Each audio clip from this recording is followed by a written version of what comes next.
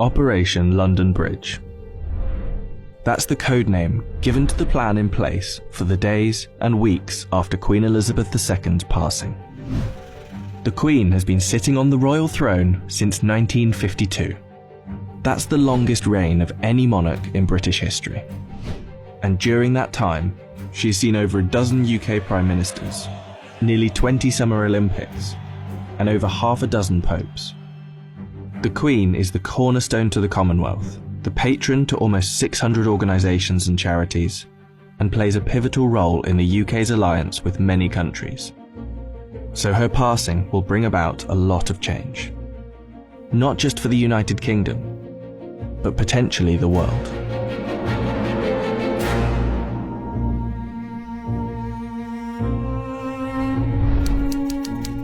Her private secretary, the Right Honourable Edward Young, will immediately pass a message on to the acting Prime Minister at the time. That message will likely read, "London Bridge is down."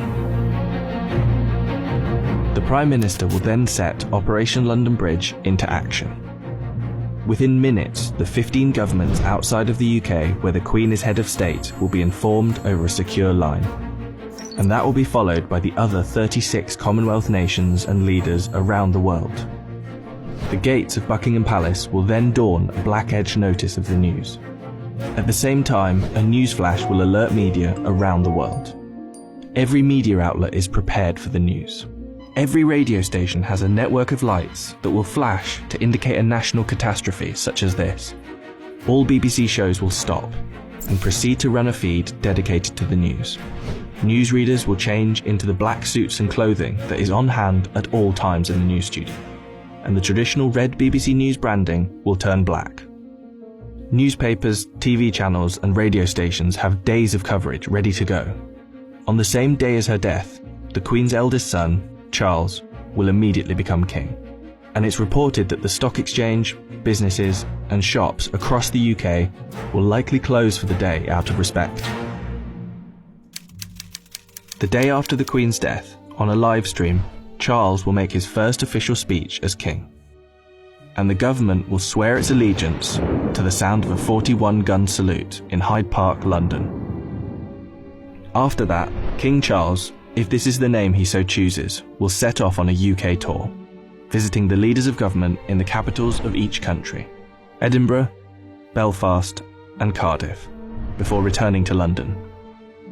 During this period, TV channels will play the many documentaries already made in the Queen's honour, and the BBC will refrain from playing comedy shows as a sign of respect until after the funeral. 4 days after her death, the Queen's coffin will be led on a military procession from Buckingham Palace to Westminster Hall. Here she will lie in state over the next 4 days, and after which King Charles, family and dignitaries will pay their respects.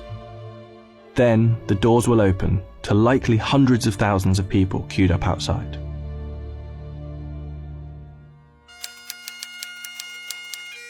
The funeral is estimated to take place 10 to 12 days after the Queen's passing. But one thing is certain, the day of the funeral will be an official bank holiday for the whole of the United Kingdom. The stock exchange will close for a second time in under 2 weeks, and many businesses will follow suit. At 11 AM sharp, the bells of Big Ben will chime, the country will fall silent, and the coffin will be brought inside Westminster Abbey, where 2,000 specially invited guests will bow their heads in prayer. After the service, the coffin will be taken to Windsor Castle, and then finally to St George's Chapel, where Queen Elizabeth II will likely be laid to rest next to her father, King George VI. Likely within a year after the funeral, an official coronation for King Charles will take place on yet another bank holiday. All in all, accounting for the multiple bank holidays, funeral expenses and coronation celebrations, the Queen's passing is estimated to cost the UK economy billions of pounds. In addition, hundreds of changes will happen across the UK in the months to come.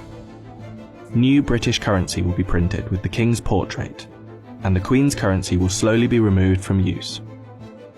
The same will happen for stamps, passports, and police and military uniforms, and the national anthem will be changed to God Save the King. Not to mention how the world and Commonwealth will react to the new king could alter the British royal family forever.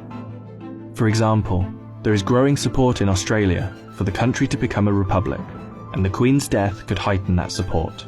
This could lead other countries to follow suit, which would almost certainly weaken the British monarchy. This scenario will one day be upon us. Operation London Bridge will be triggered, and arguably the biggest funeral of our lifetime will be witnessed around the world. This will be the end of an era,